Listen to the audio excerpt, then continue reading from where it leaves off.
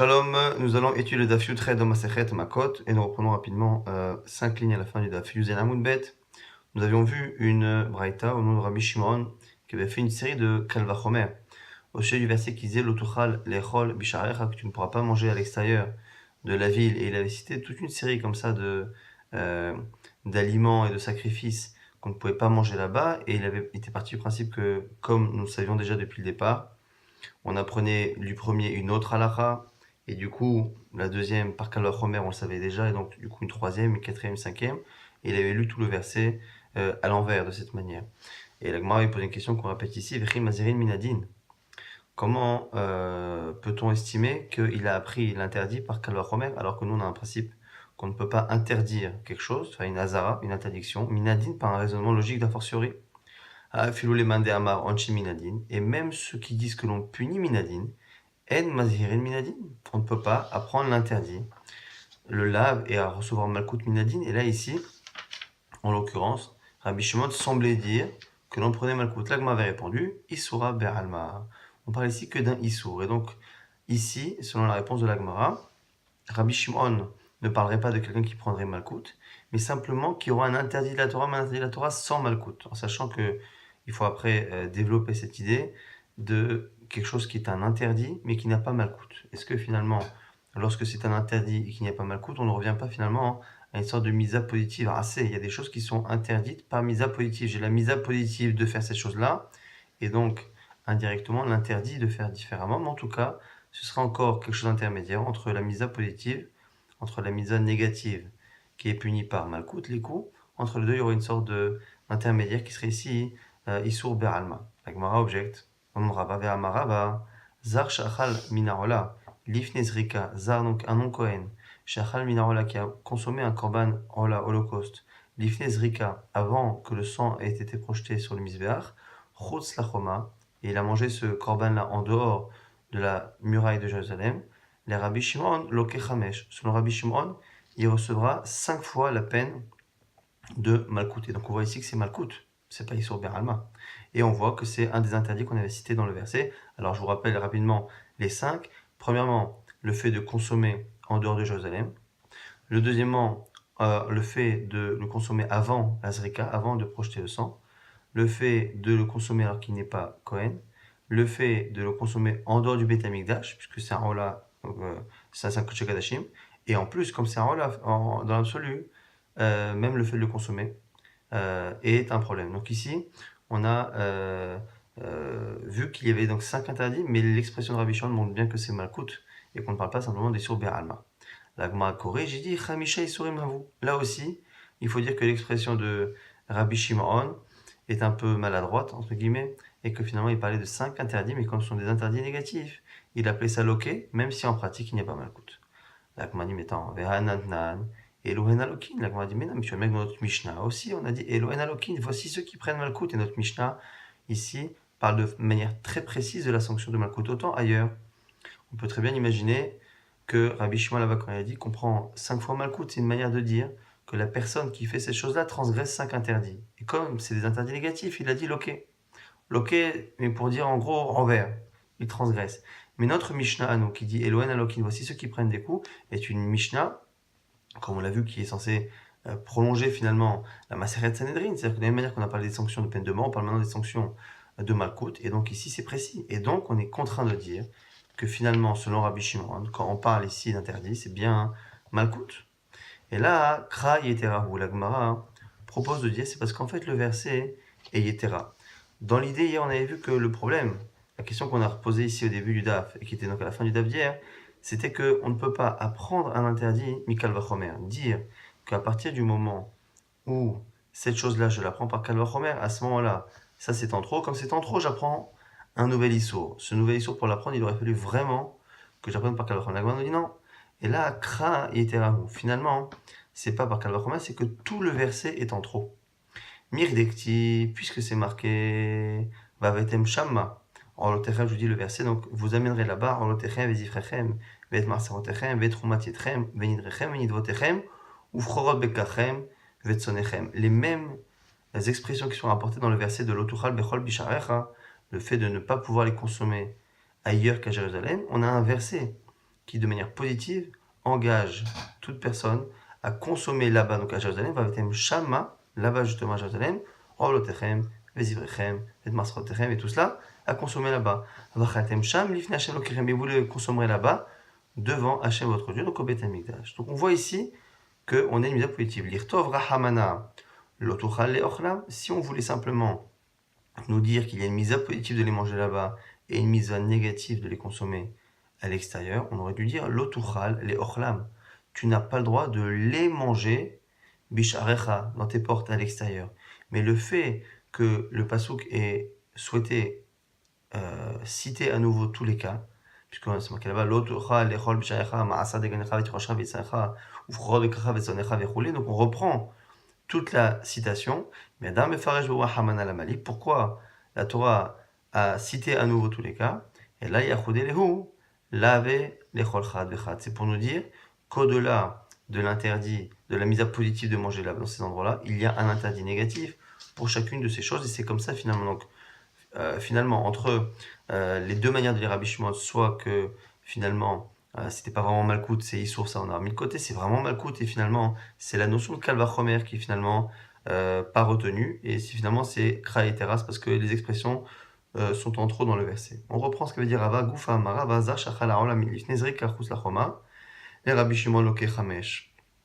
Rava avait dit donc au nom de Rabbi Shimon qu'un non-Kohen qui mange un korban rola avant la Zrika, en dehors du Beth Amikdash, il est loqué Chamesh, il prend 5 fois, Malkout encore une fois. En tant que rola, il ne peut pas le consommer. En dehors du Mikdash, il ne peut pas consommer n'importe quel Kodesh Kadashim. En tant que Kadashim Kalim, il ne peut pas non plus le consommer en dehors de Jérusalem. En tant que non-Kohen, donc il ne peut pas. Et avant la Zrika, quand n'importe quel korban, il ne peut pas. On dit Bilil Kenami Mishum, Vezar Lo Yochal Ki Kodeshem. Alors, l'Agma propose, il dit non, on aurait dû rajouter autre chose, qui est marqué au sujet des Shalmei Milouim, c'est marqué là-bas que Vezar Lo Yochal, un étranger, donc un non-Kohen n'en mangera pas, Ki Kodeshem, car c'est Kodesh. Et donc, puisque on a vu que là-bas, on parle évidemment d'autres korbanot, on parle là-bas de Shlamim, mais là-bas, comme c'est Kodesh, il y a un interdit, on n'a qu'à dire que tout ce qui est Kodesh a un interdit. Et donc, on devrait rajouter sur l'histoire là-bas du Rola, un 6e interdit, que puisque c'est Kodesh, et que là-bas dans le cas de Shlamim, on a donné la raison, qui Kodeshem, à chaque fois que c'est Kodesh, il y a un interdit Lo Yochal, on va dire la même chose, on devrait rajouter un Lo Yochal. L'Agma dit Anemile, Echad el Kohanim Chazé, Echad el Kohanim Nanmi, Lo Chazé, non. Donc du coup, l'Agma nous dit, ça dépend. Quand on dit là-bas que on ne peut pas en consommer en tant que Zah, en tant qu'Israël non Kohen, c'est parce que le Kohen peut le consommer. Donc là-bas, c'est un interdit particulier qui vient justement à un Israël, parce que le Kohen peut. Mais là, ici, en l'occurrence, comme dans tous les cas, c'est un korban rola qui n'est pas consommable par le Kohen lui-même, il n'y a pas de raison ici d'interdire ce lo yochal ki kodeshem. Le yochal ki kodeshem, c'est parce que c'est kodesh et que c'est réservé au Kohen et pas aux autres. Et vous allez voir que toutes les propositions que la Gemara apportera seront plus ou moins repoussées de la même façon. Velilke nami mishum ubasa basade terefa lotochelu. On devra aussi lui donner une 6e sanction à cause de Basar Basadeh Terefa Lotochelu. Alors, au niveau du Pshat, là-bas, c'est une viande d'un animal Basadeh Terefa qui est dans les champs, Trefa, blessé, qui a été tué comme ça, abîmé. Lotochelu, vous ne la mangerez pas. Kevan Shasabat Sachos Limchitsaton, et ça, on apprend au passage que non seulement l'animal, effectivement, qui a été tué de cette manière, mais également un korban qui est sorti de l'endroit où on peut le consommer, ou un aliment qui est sorti de l'endroit où on peut le consommer, il rentre dans l'issue de Bassa Basadeh Terefa. Alors pourquoi on ne dirait pas la même chose ici pour le rola? La Gemara dit Anemile, Echad et Befnim Chazé, Achad et Befnim Nami le Chazé. Là-bas aussi, quand on dit cela, c'est le fait de transposer Bassa Basadeh Terefa pour les aliments qui sont à l'extérieur de leur endroit. C'est encore une fois lorsque l'aliment à la base est consommable à l'intérieur. S'il n'est pas consommable à l'intérieur, c'est le cas ici du rola, n'étant pas consommable, on ne peut pas importer l'interdit ici de l'autochelu. Pel kenamim que Rabbi Eliezer l'Agma propose de donner malkout comme ce que dit Rabbi Eliezer d'Amar Rabbi Eliezer, lo yiachel ki kodeshem. Là-bas, on parle du bassar notar, donc une viande de korban qui aurait dépassé le temps imparti pour le consommer, lo yiachel, et il ne sera pas consommé, ki kodeshem, car c'est kodesh. Peut-être que là aussi, le fait que ce rola n'ait pas les conditions nécessaires pour être consommé devrait rentrer là-dedans. Kol shebe kodesh pasoul, va katuv liten, ta'ase al achilato. Tout ce qui est kodesh et qui n'est pas consommé, qui est pasoul, ça devient finalement un peu comme un otar. Et c'est lo yachel, l'agma dans la même réponse, c'est des minecha des kodem pisulo chazé, acha des kodem pisulo mino chazé. L'agma dit, mais ici ça change rien parce que, effectivement, ici, on n'a pas fait les choses comme il faut, on n'a pas eu la zrika, on n'a pas projeté le sang, mais quoi qu'il arrive, dans le korban rola qui est brûlé intégralement, la zrika fait partie effectivement de ce qui est nécessaire, mais nécessaire pour que le korban soit accepté, non pas pour qu'il soit consommé. Et donc, puisqu'il n'y a jamais eu de possibilité théorique de le consommer, on ne peut pas dire qu'à partir du moment où il est pas soul, il rentre dans l'interdit de ne pas consommer quelque chose qui a été rendu pas soul, parce que depuis le départ, il n'est pas consommable. Et le Kenami Keidar de Rabbi Eliezer, là, on propose encore une autre halakha de Rabbi Eliezer pour ajouter un sixième l'autre assez, excusez-moi, Tania. Rabbi Eliezer Omer, Rabbi Eliezer disait Kol Sheu Bekalil Tiye Liten Lota Ase Alachilato. À chaque fois que c'est marqué Kalil Tiye, c'est quelque chose qui sera brûlé intégralement sur le Mizbeach, c'est venu nous dire Liten Lota Ase Alachilato. Ça vient nous rajouter un interdit à sa consommation. L'agma dit tu as raison. C'est vrai que ce verset-là nous apprend qu'on a un lave dans la chila du rola. L'agma dit Inachinami merava mehaikara kamar. Mais ça fait déjà partie des 5 qu'avait cité Rava. Rava avait cité 5 interdits qui donnaient donc 5 fois malkout à celui qui consommait. On avait dit parce que c'est avant la zrika, parce que il n'est pas Kohen, parce que c'est en dehors de la choma, en dehors de la hazar, ainsi de suite. Et à la fin, parce que Bechal c'est un rola. Quelle est la source? C'est ce verset-là. Que Kalil Tiye pour nous dire qu'il y a un lot assez, parce qu'il doit être brûlé intégralement. Et donc du coup, ce n'est pas un sixième verset, mais bien un des 5 que Rava avait compté pour arriver donc à ce chiffre qu'il avait cité au nom de Rabbi Shimon. Dans le même domaine, Amar Rav Gidal Amarav, Kohen she'achal chatat ve'asham lifnei zrika loke. Un Kohen qui consomme un korban chatat ve'asham, qu'il aurait le droit de consommer après la zrika, mais qu'il consomme avant la zrika, avant l'aspersion du sang sur le mizbeach. À ce moment-là, loke, il reçoit malkout. Maïtahama, pourquoi? Damakra, vachlo otam asher kupar bahem. Car c'est marqué là-bas, ils mangeront ce qui a permis justement l'expiation. Et donc, le fait que la mitzvah ou l'autorisation de consommer a l'air d'être liée au fait que le korban en question a pu permettre l'expiation, de l'en apprend que la char kapara'in, ifne kaparalo, que après l'expiation de la faute, on peut le consommer, avant non. Et donc du coup, lave abba miklal aseh ou lavo. Ici, c'est un lave abba miklal aseh. En nous disant quand est-ce que j'ai le droit de le manger, ça m'apprend indirectement qu'avant je n'ai pas le droit. Et donc du coup, c'est par une expression et une mise à positive, en tout cas une expression positive, que je vais apprendre finalement l'interdit. Vers l'otam asher korban même, ils le mangeront parce qu'il a permis l'expiation, ce korban. Et donc j'apprends qu'avant qu'il ait permis l'expiation, donc avant la zrika, je ne peux pas le consommer, donc c'est un lave. C'est pour ça que le Kohen reçoit malkout, même s'il n'y a pas d'expression négative réellement rapporté ici dans la Torah. Metiv Rava objecte de Chol Bema, après cette parsa, Veshusa Hatches acheté perasot, Malagrab Bema Ota Tochel, où c'est marqué dans une braïta au sujet des animaux purs. Chol Bema, après cette parsa, Veshusa Hatches acheté perasot, et tout animal, après cette parsa, qui donc rumine, Veshusa Hatches acheté perasot, et qui a le sabot fondu, Malagrab Bema, et qui rumine. Donc, après cette parsa, et Malgrave Vema, Ota Tochelu, celle-ci, vous la consommerez. Donc d'abord, on donne les deux conditions. Il faut que l'animal ait le sabot fendu, il faut qu'il rumine, Ota Tochelu, celle-ci, vous la mangerez. Alors la Braïta nous dit, Ota Tochelu, celle-ci, je la mange. Ve'ein Bemacheret Tochelu, et de là j'apprends qu'une autre ne sera pas mangée. Je ne peux pas manger une autre que celle qui a ces deux conditions. Ve'i Kedeka Amart, Et Zelo Tochelu Lamali, et selon ce qu'on a dit précédemment. Puisque, selon ce qu'on a dit, quand on donne la mitzvah positive de manger, l'autorisation de manger, et qu'on en donne la raison, de là j'apprends un interdit de consommer justement ce qui n'a pas cette condition-là, pourquoi la Torah aurait répété après l'autochelu, c'est marqué après, que l'autochelu, justement un animal qui n'a pas ces deux conditions. Et donc tu vois bien que le fait d'autoriser avec une condition ne revient pas à un lave sur lequel il peut avoir malkout. On sait que c'est interdit, mais c'est pas un lave au sens classique. Et là, Itmar achi Itmar, donc la Gemara dit corrige et dit si Rav Gidal a cité Rav, c'est plutôt ça. Rav Gidal Amarav, Zech Zach Shachal Mechatat Ve'asham lifne zrika. Donc on parle pas ici d'un Kohen, on parle d'un Zar, un non-Kohen, qui a consommé Khatat de Hacham lifne zrika, avant la zrika, il est patour. Il est patour. C'est pas un Kohen qui est chayav, c'est un Israël qui est patour. Maïtama, pourquoi? Car c'est marqué qu'ils le consommeront parce que justement il a servi d'expiation. Kol echad karinan be ve'achlo otam asher kupar bahem. Karinan be veza lo yochal ki kodeshem. Pour nous apprendre que l'interdit d'en consommer en tant qu'Israël, veza lo yochal kodeshem, est lié à ve'achlo otam asher kupar bahem, à la possibilité de le manger après l'expiation. Vechol echad lo karinan be ve'achlo otam asher kupar bahem. Lo karinan be veza lo yochal. Donc il nous apprend ici au passage que le Kohen, effectivement, qui mange avant la Zrika, donc lui peut avoir Malkout, mais un Israël qui mangerait avant la Zrika, il n'est pas Chayav Malkout, il n'est pas envers sur ce lave-là. Pourquoi? Parce qu'il ne peut être Chayav sur l'interdit de le consommer alors qu'il est saint que lorsque le Korban est dans une situation où il pourrait être consommé par un Kohen. Tant qu'il est avant la Zrika, le Kohen ne pouvant pas le manger, c'est un peu la logique qu'on a citée il y a quelques minutes. Il faut qu'il puisse être mangé pour le roi, on l'avait cité, il faut qu'il puisse être mangé par le Kohen pour que pour le Zar, il y a interdit de le manger qui ochal qui kodeshem. Mais sinon, il n'y a pas d'interdit. Marabi Lazar, Marabi Oshaya, il y a ensuite Rabbi Oshaya, ici Bikurim, Anacha, Ma'akev et Bahen. Kriya en Ma'akev, on a cité rapidement cet avis au nom de Rabbi Oshaya, Rabbi Lazar, Rabbi Oshaya.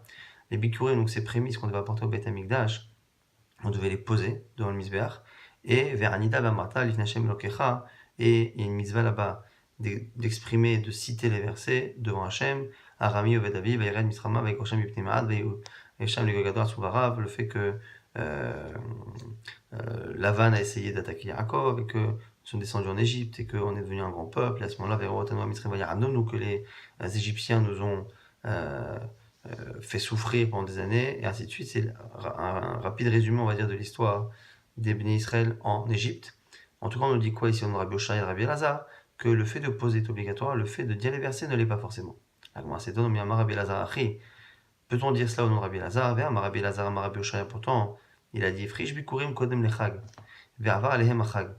Ici, il a mis de côté les prémices avant la fête de Sukkot. Chag, ici, c'est Sukkot. Ve'ava alehem achag. Et la fête est passée, et la mitzvah de Amira, de dire les versets de Arami Ovedavi, elle est avant la fête de Sukkot. Une fois que c'est passé, la mitzvah est passée. Que se passe-t-il? Dire que vous, on laisse les fruits pourrir. Maïla mishum delomatzin mikra alehen. Le pshat ici, a priori, c'est parce qu'il ne peut plus lire les versets. Comme il ne peut pas lire les versets, il ne peut pas les apporter en tant que bikurim, mais donc on laissera les fruits pourrir. Tu vois bien que selon lui, kriya, le fait de lire le verset, c'est oui, ma'akev. Oui, ça empêche. Mais il si selon toi, il n'y a que le fait de les poser qui est obligatoire et pas le fait de lire. À ce moment-là, maïr que vous, pourquoi laisser les fruits pourrir? On m'a dit qu'il y a des rabizera, comme a dit rabizera, dama rabizera, kol raoui les bila, en bila ma'akevet bon. Et chol, sheno raoui les bila, bila ma'akevet bon. Une logique assez intéressante dans les corbanotes. Là-bas, on parle de corbanotes qui sont apportés, des offrandes avec de l'huile et de la farine. Et on apprend là-bas qu'on a une misa de Belila, le fait de mélanger bien comme il faut l'huile et la farine. Et au final, on apprend là-bas une halakha toute particulière qui fait qu'en réalité, l'obligation de pétrir, ou en tout cas de mélanger comme il faut ici l'huile et la farine est obligatoire qu'en théorie. C'est-à-dire il faut qu'en théorie, l'huile et la farine soient dans des quantités telles qu'il puisse y avoir un mélange homogène. Mais en réalité, après, une fois que théoriquement c'est faisable, on n'a pas l'obligation de le faire. Si par contre, ce n'est pas faisable à cause des quantités, ça on dira non, il y a un problème ici, on ne peut pas faire de Bélila, et comme il n'y a pas de Bélila, donc la Bélila dont on parle, l'expression est un peu étonnante, parce que l'expression a du mal à parler, parce qu'elle dit que si on peut le faire théoriquement, ben on n'a pas besoin de le faire, et si on ne peut pas le faire, à ce moment-là, il faut absolument le faire, ce qui n'a pas de sens. En tout cas, en gros, c'est théoriquement qu'on demande que ce soit possible, faisable, et non pas que ce soit fait de manière effective. Rabbi Acha, et donc on dira la même logique ici, la même logique pour les bikurim. Il faut, donc ce qu'a dit Rabbi Lazar, Rabbi Oshaya, qu'on n'est pas obligé de dire les versets, c'est si on est à l'époque, donc avant Sukkot, où on peut exprimer les versets. Si on n'a pas dit les versets, c'est pas grave. Une fois qu'on a dépassé le temps et qu'on est à un moment où on ne peut pas le dire, même théoriquement on ne peut pas le dire, le fait qu'en pratique on ne le dise pas pose un vrai problème. Rabbi Acha, Bar Yaakov, Matnela, Ked Rabbi Assi, Amarabi, Yochanan. Ce qu'on a dit précédemment au nom de Rabbi Lazar, Rabbi Oshaya, il y en a qui le disent au nom de Rabbi Yochanan. C'est Rabbi Assi, l'élève de Rabbi Yochanan, qui aurait cité ici son maître. Et donc, il aurait dit que le fait de poser est obligatoire, le fait de lire les versets n'est pas obligatoire. Et donc, du coup, l'objection, elle est différente. Ce serait une contradiction entre cette parole-là et une autre parole de Rabbi Yochanan. Et Kachal et de Rabbi Yochanan, il y a une contradiction entre les deux paroles de Rabbi Yochanan. Pourquoi Omer, Rabbi Yochanan? Est-ce que Rabbi Yochanan a pu dire ça parce que Bikurim Anacha Ma'akevet Bahen et Kren Ma'akevet Bahen? Est-ce que tu peux dire que selon Rabbi Yochanan, effectivement, il aurait dit que la Anacha, le fait de poser dans le misbar, c'est obligatoire et pas la Kriya? Alors que nous, on a entendu l'inverse. Mais Rabbi Amine, Rabbi Assi, mais Rabbi Yochanan, un jour, Rabbi Assi a demandé à Rabbi Yochanan Bikurim et Matayim Mutarim la Kohanim, depuis à partir de quel moment ces prémices de fruits sont autorisées au Kohanim? Il lui a dit Reouyin, les Kriya. À partir du moment où on peut les lire, on peut lire le verset. Mishikara lehen, veshen raoui les Kriya, mishiraoui, pene abayit. Il nous dit quoi là-bas? Il nous dit à partir du moment donc où il a lu, si on peut lire, à partir du moment où il a lu, veshen raoui les Kriya, et si on ne peut pas lire, mishiraou, pene abayit, à partir du moment où c'est rentré dans la zarat du Beth Amikdash. Caché Kriya, caché Anacha, Anacha, ça a l'air d'être problématique parce qu'ici il ne parle pas d'Anacha et il parle de Kriya. Alors Kriya, le caché à Rabbi Shimon en Arabanan. Là, on nous dit que c'est lié à la discussion entre Rabbi Shimon et Arabanan. Et Anacha, Nami le caché, pareil pour la Anacha, le fait qu'une fois il a dit que c'est obligatoire et pas dans le second enseignement. Rabbi Yuda et Arabanan. Un c'est Rabbi Yuda, un c'est Chachamim, quelque chose qu'on verra tout de suite. Maï Rabbi Yuda, c'est qui Rabbi Yuda? Détania, c'est une braïta, Rabbi Yuda Omer. Veinarto zotenufa. Alors, lui, il donne directement la conclusion. Veinarto, c'est marqué là-bas, tu poseras le panier de fruits devant Hachem. Zotenufa, c'est le fait de balancer, d'effectuer un balancement avec les bras, avec ce panier. Alors, il va expliquer son raisonnement. Attends, mais zotenufa, oenoela anachamamash. Est-ce que le fait de poser, c'est poser comme ça, enfin, c'est le fait de faire ce geste-là de balancement, ou c'est le fait de poser? Alors, on ne sait pas. Kishe Omer, veinicho. Puisque c'est déjà marqué une première fois, Veinicho, il le posera le panier devant Hachem. Ariana Chamour, on a déjà dit qu'on doit le poser. Hamani Mekayem, alors comment comprendre Veinarto, la répétition tu le poseras. Zotenufa, selon lui, ça vient apprendre un autre geste qui est justement Tenufa. Oman Tana de Paligal de Rabbi, et qui n'est pas d'accord avec lui? C'est Rabbi Lezer. Ben Yaakovu, pourquoi des Tanya? Le Kohen prendra là-bas le panier de tes mains. Limed à la Bikurim Shitonim Tenufa, dit vrai Rabbi Eliezer Ben Yaakov. De là, on apprend que les Bikurim nécessitent ici une Tenufa. En tout cas, ce que l'on apprend ici, c'est qu'on a une discussion sur la répétition. Est-ce que la répétition Venicho apprend finalement qu'il y a une Tenufa, ou est-ce que ça apprend que la Nacha c'est Me'akevet, le fait de répéter une seconde fois. Donc lui ici, vous avez vu Rabbi Eliezer Ben Yaakov apprendre le fait que le Kohen te prenne le panier des mains, c'est là-bas qu'il apprend la Tenufa. Tout le monde est d'accord qu'il y a une Tenufa. Est-ce qu'on apprend de Velakar Kohen ou est-ce qu'on l'apprend de la répétition Veinicho Veinarto? Si on l'apprend de Velakar Kohen, comme c'est le cas ici de Rabbi Eliezer Ben Yaakov, à ce moment-là, on a la possibilité d'expliquer Veinarto, Veinicho de deux manières différentes.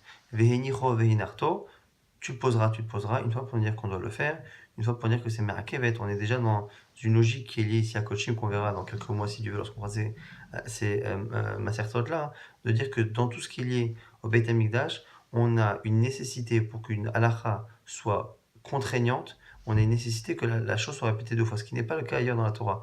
Dans la Torah, lorsqu'on veut obliger quelqu'un, on dit une première fois la mise en négative positive, et l'affaire est réglée. Mais dans tout ce qui est lié au Mikdash, il faut une répétition. Et donc, du coup, ici, en fonction d'où on apprend la Tenofa, si on apprend la répétition Venicho, à ce moment-là, on n'a qu'une seule fois la possibilité de comprendre Venicho comme étant le fait de poser. Et donc, poser, c'est une mitzvah, mais pas forcément une obligation.